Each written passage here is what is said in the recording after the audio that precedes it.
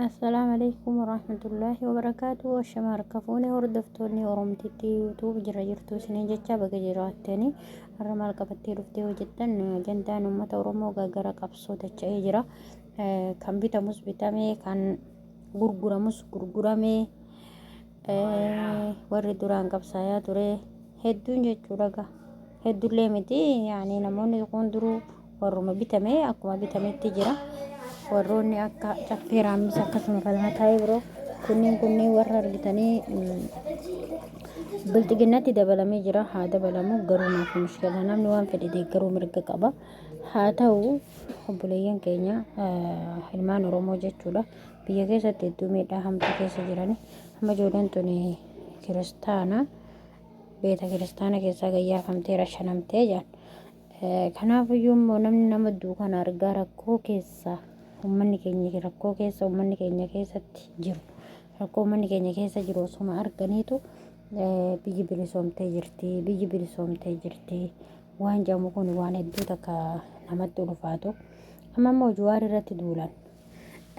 Namni tokko gaafa ati waan gaarii dalaydee waan ati dalayde sun yoo nama san sossoosuu dandeesse jechuudha. Namni kan sosso'ee dubbatu wanni hundi kan argitee akkatti isaan lallabsiisu wanni Jawaaritti lafaa kee kun isaan sodaachisurraa akkatti lallabanii jechuudha.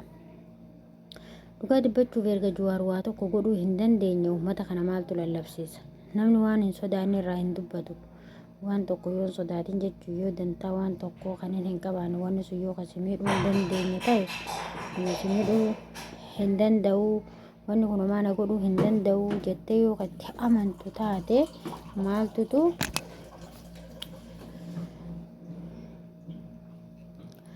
maaltutu si lallabsiisa, maaltu si iyyisiisa jechuudha. Namoonni duraan bilxiginnaa jala turan kan gara qabsoo as dacha'anis hedduudha. Akkasuma immoo irra hedduun tokko immoo akka waan maraatee kan lallabu. Amma Hadiir Martuu kun faanti arraballee waajoo uuniin namatti ulfaatti dhugaa dubbachuu. Namni kun nama Oromoof jechuudha. Saba keenya kanaaf hedduu miidhame. Ijoollummaa keenyarraa itti barree miidhaa Tigireen na miidhetu na dhibamsiisaa jira. Garuu namni fayyaa qabu akkanumatti waan argeen haqqisu. Amma Hadiir Martuu kana amma irraa kalee kana waa hedduu gadi baxaxaa jechuudha. Ammaan kun waan sammuun sirri hin jirre fakkaata. Rabbiin sammuu isaa bakkatti isaaf haa deebisuu jennaani. Akkasuma immoo uummata dhumaa jiru kan osoo arganiitu akka waan Abiyyi waan gaarii dalagaa jiru bilichitichi inni Finfinnee fi kana keessatti hojjetu kana ilaalanii ani saalfatanii jaabar. Viidiyoo kana irratti wanni nu arginu kun isaan bira hin dhufu moo garuu dira kana guutuu ilmi namaa kun akkatti garaa jabaatarraa naawii jabal dubbii takka dubbate shufeeronni keenyaa yeroo ooftanii yoo gara Arsii deemtanii sirba Jawaar faarsu itti banadhaa, yoo gara Jimmaa deemtan sirba Abiyyi bichaa faarsu itti banadhaa waan jedhamu wayii dubbataa ture jechuudha. Sirba kana yoo Gondar deemtanis sirba naannoo Amaaraa fa'a. Kun immoo waan fudhatama hin qabne. Maaliif yoo jettanii amma Arsii keessatti illee namni Jawaar faarsuu dhiisee waa'ee Jawaar maqaa dha'ee jiraatuu hin danda'u. Jawaar amma dhugaa dubbachuuf naannoo keenya fi naannoon Jawaar tokko warrummaan Jawaar jibbuyyuu warra naannoo keenyaa sana jechuudha. Tokkoffaa irratti lambar waanii namni Jawaar jibbu warra biyya keenyaa sanii jechuudha. Akka waan gaarii keessa jiranii amma naannoo keenyatti nama meeqa rashanamee deengadda mana tokko keessaa nama 7 guutuu ajjeesanii kana taaziyaallee akka itti dhufu dhoorganii jechuudha. Akka firrilleen taaziyaa itti dhufu dhoorganii shanee qallabdanii shanee maal gootanii jedhaniituma jechuudha. Akka waan biyyi nagaa qabdutti immoo biyyi nagaa qabdi. Biyyiin seeraan waa hundanuu godhaa jira. Biyya keenya san fa'aa ifaan hin jiru. Biyyi sun biyya Jawaaritti dhalate ifaan hin jiru. Karaan hin jiru. Hedduu biyya rakkattuudha. Kana keessa immoo holeeyyii nama achi aangorra jirtu kuni wanni isiin gootu Baapayyaa firii lamaffaa sawwaranii komishinii aanaa shanaan kooluu jedhanii Baapayyumaa fi kana sawwaranii muuzaa gur'uu takka fa'aa sawwaranii mana warra harka qalleeyyii jedhanii mana sarvisii luukii 10 fa'aa sawwaranii feesbuuk irra gadhiisan. nama guddaa jaarsa mataa harrii kabar shanee hin fakkaanne kana shanee qabne jedhanii jaarsa guddaa kanatti taphatanii jechuudha.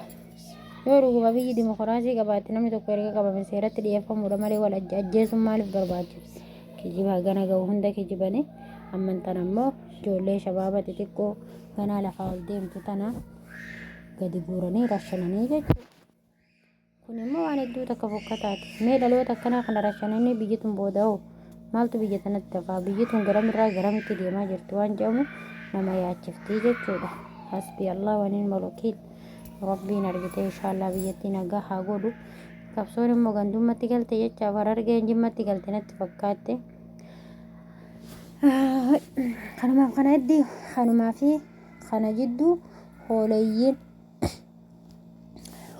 jechuudha. Biyya arabaa kana keessallee wal fixu jirti. Arsii fi Harargee jette wal fixu jirti. Namni irraa dubbataa jiru hin jiru.